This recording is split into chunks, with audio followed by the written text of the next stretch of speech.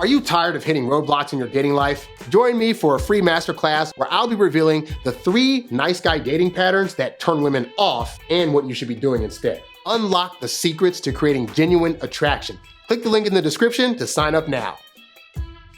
When I go talk to men, it's going to be like things your dad shouldn't touch. Because it is one thing to be able to point out the inconsistencies of things going on with women. But this is why I never talk crazy about my exes.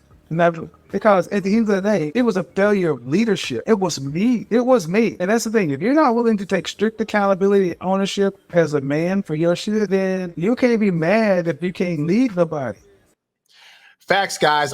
I know I've had guys at times write me on here saying like, Harry, like, why do you always like put the blame on men? And why do you make it our responsibility? And it's not that women don't have a responsibility on their end of things to make sure that their house is in order, make sure their mental space is in the right space to be a good, effective partner for somebody. It's just that in the grand scheme of things, because women are looking at you to lead, if you are a bad leader, you are always going to have bad results. And so the first part of being a leader is taking accountability for the times where you picked somebody that wasn't a good person or that wasn't a good mate, and that you didn't do your due diligence because you were so hooked up on like, I just want to get sex, that you weren't actually looking for red flags. You weren't actually hearing their stories and hearing them talk and seeing if, based on what they've said about their life, if they'd actually be a good fit long-term. So you got to be good at that, because if you don't, you're going to pick the wrong woman, and that's going to affect you long-term. Even if you've broken up with them, it can affect you in many, many ways long after they're gone. You can tell somebody, I'm a general, I'm a leader, go this way. People follow who they choose to follow. You can't get a man that a woman who's not following the bitch in you. You got to kill a bitch in you. And so too many of us were raised by our mothers. You know, we were raised by a strong father. You got to own it. You got to kill a bitch in you, man.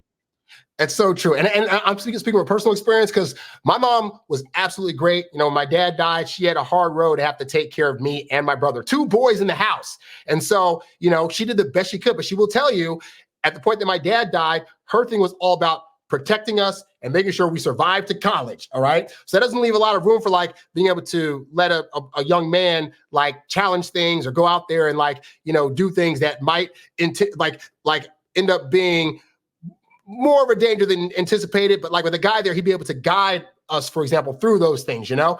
And so, yeah, like women are going to do the best they can, but they cannot teach men to be men. And I get tired of when women say like, oh, well, I'm both the mother and the father. No, you're not. You're the mother that's attempting to take on a guy role, but you don't have the wherewithal to actually do the things that it takes to let guys test things out, or to let guys go out there and fail and not run it back up on them trying to pick them up, because that's what mamas do. Daddies will let you fail and say, keep falling till you stand up, you know? And so that's the thing, is that, yeah, if you are the guy like me that you didn't get raised in the home with the dad, whether he died or he left the family, whatever, I feel sorry for you. You are grown enough to fix that shit and to figure out what you need to do. Hey, at 21, I started researching guys like some of the other guys we'll talk about later, and looking at what do men actually do that get them successful with women, because I needed to know that from guys, not from women who have theories about what should work or what feels good but doesn't actually work.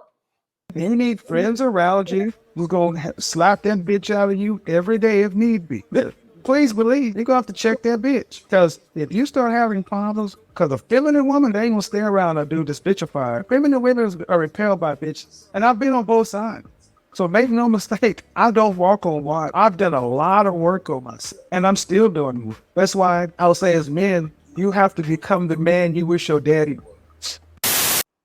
Facts. And hey, real talk, guys, like real talk, all right? Women out here will tell you, oh, I want a guy that's emotional. I want a guy that's in touch with his feelings. I want a guy that's going to be sensitive and all this other stuff. And they're going to throw all this flowery, feminine style language at you, because that's how they operate. And that's the only concept that they have of how getting in a relationship works, that in order to be in a relationship, you got to do all this flowery stuff. But they're not able to explain why it is that the guys that don't do that, and the guys that are acting more masculine and not crying over every time that she's not able to see him, why they get more attracted to those guys. Because feminine women want guys that are in their masculine. If you're trying to date a feminine woman and you're trying to get her to lead or lead decisions up to her, you're trying to put her in a masculine position that she doesn't want to be in, which means she has to now view you as feminine, which means if she wants a masculine guy, you're going to be out. So you have to get that under control. So that was the first video by the wonderful Kevin Samuels. Here is the second one. And in this one, he's going to be talking about how it is as a man that you need to take better care of yourself. Men who take care of themselves make better impressions on everybody. Pro tip, when you're dealing with high quality women with some style or some class, they look at how you take care of yourself. This is why it's when I talk about men burning candles around your house, place smelling good. People look at how we take care of ourselves and infer and say, if he takes care of himself that good, if I get on his team or if he likes me, that's how he's going to take care of me. That's how. Now that's so true. And the reason some of you all are not having success with women is because you're just thinking solely about the person version of you. Like, oh, I'm a great person inside and out. I care for people. I'm kind. I'm whatever, right? But women are looking at both you and the things that are around you. That means everything from like your clothing to your car to if she's been to your place before. How is your room kept? How is your apartment kept? How is the inside of your car kept? How is your garage kept? Like, are your fingernails clean versus dirty? How are your shoes looking? And if you're not taking care of these other things, women are going to start to think you're not going to be able to take care of her or keep her in a clean environment, you know? And so as a guy, these are things that we tend to throw off because we're like, but the person's more important. But to women, the person and everything else that represents that person is equally as important. If you're not taking care of those things, women are seeing that and saying, this guy's not even willing to take care of himself to look good or to have a lifestyle that, you know, things around him are relatively clean and kept up, then there's no way he's gonna be able to take care of me. That's how women are equating it. So you gotta be mindful of that. But is at work, that's how it is in life. This is why if you actually take care of yourself, treat yourself well, one of the best investments you'll ever make, because treat yourself. Instead of thinking about that's wasting money. No. What you're doing is you're pre-filtering the kind of people and the kind of experiences that you want the world to bring you. Now, take note of that, right? He's saying the way you present yourself is the way that you're telling the world you want things to come to you. So if you have a raggedy looking apartment, you're unkempt, you're unclean, you don't have good looking clothes, then the world at large is going to be like, oh, we need to treat him like a bum because he's presenting himself as a bum. And women that don't want to date bums aren't going to approach you because you look like a bum. Like, they're not going to want to deal with that because they're hoping that they're going to have a guy that is actually taking care of himself and actually looking like he's a man that values himself. Even if you're like, I'm not talking about you having to have a whole lot of money. I'm talking about the way you're presenting yourself says to the world, either I deserve to be treated with more respect, more kindness, and more thoughtfulness, or, oh, the world's got me down. Please continue to kick me, world. Oh, I'm so terrible and dumb. Please don't treat me like I need to be respected. That's your decision. You get up every morning and decide what clothes to put on, how you want your car to look. Is it washed? Is the inside of it clean? Or does it smell like, ex-fast food and have like water stains and stuff in it? Like, you make those decisions. So if you're making these decisions to go out into the world unkempt, not clean, and then you're coming across women and they're looking at you and they don't want to choose you, you can't be mad at them for not buying into the presentation that you are giving them. That is your decision. It's scientifically proven and shown, man, men who wear clothes that are pressed get better results than men who wear clothes that are not pressed or wrinkled. Men whose shoes that are shiny get better results than men whose shoes aren't shined or dusty. Men whose fingernails are nicely clipped and manicured get better results than guys whose hands are not or dirty.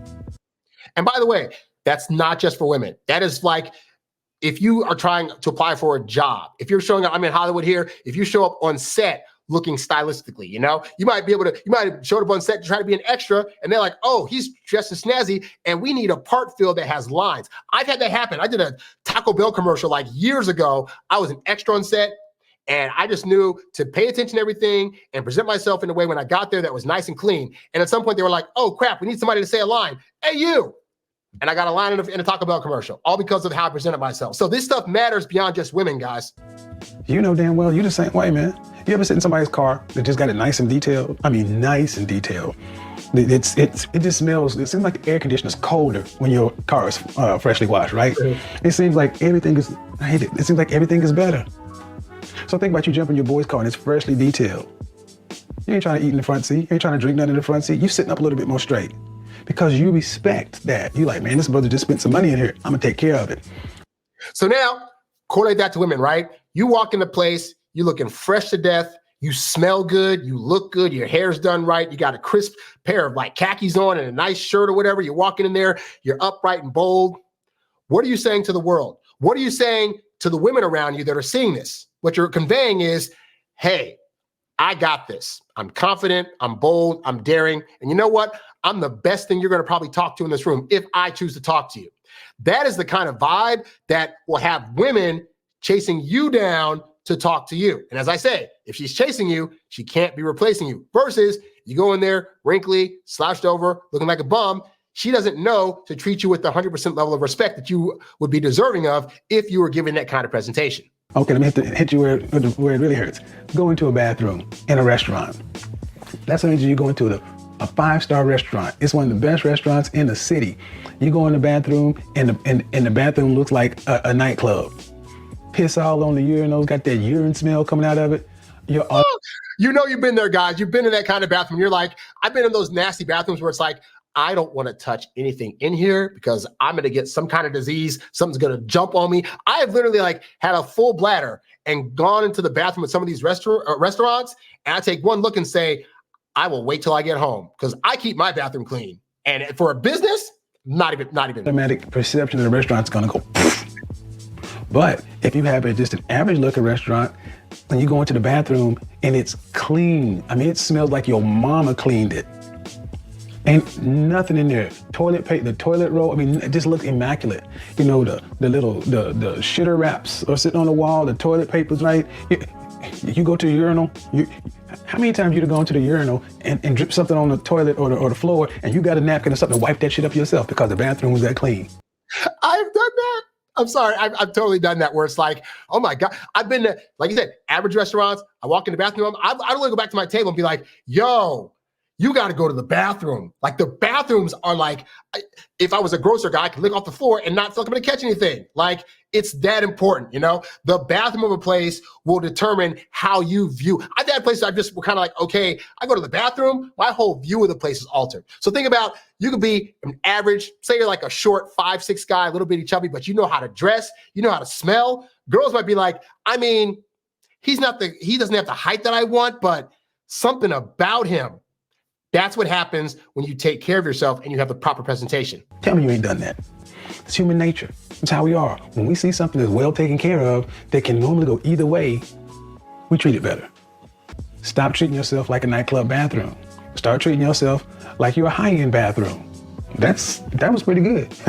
That's as good as you can get. Stop treating yourself like a nightclub bathroom. Start treating yourself like a high-end bathroom, and you'll see the difference in your life. Come back and tell me your Godfather's wrong. Peace. And the Godfather is undefeated. So yeah, again, rest in peace to Kevin Samuels. That's some great advice, guys. Yes, treat yourself like a 5-star bathroom. And I'm gonna tell you, when I started like understanding like, oh, you know, I mean, these shirts are really, really nice, but I used to like just kind of throw in whatever and, you know, who's gonna care? And once I started getting lessons and tips from like guys like him, or like there's a great guy named Antonio Centeno, who's also a great fashion guy. But like those guys really showed like, oh, like your fashion and how you move about in the world, that's the first thing women across the room are gonna see. And when they're able to see you and see your presentation and how you're standing out from all these other guys that are just slunched over and hoping a girl's going to come talk to them, like that's going to make all the difference. But it starts with you take care of yourself and women will take care of you. You's a bad boy, but you can't stop, won't stop. You a high earning, high value, high class man. You a high earning, high value, high class man. You a high earning, high value, high class man. You a high class man. You a high class man. You a high earning, high value, high class